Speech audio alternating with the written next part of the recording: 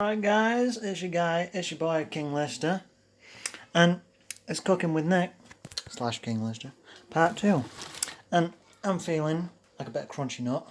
So take your crunchy nut, you take a nice bowl, and see that? Yeah.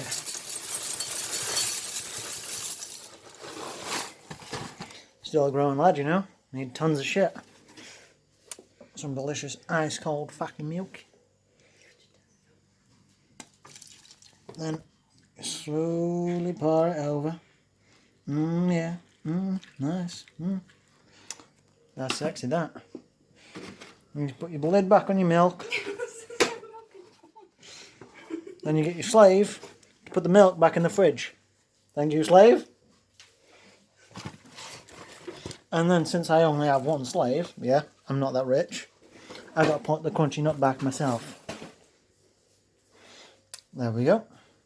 And now you get a delicious spoon.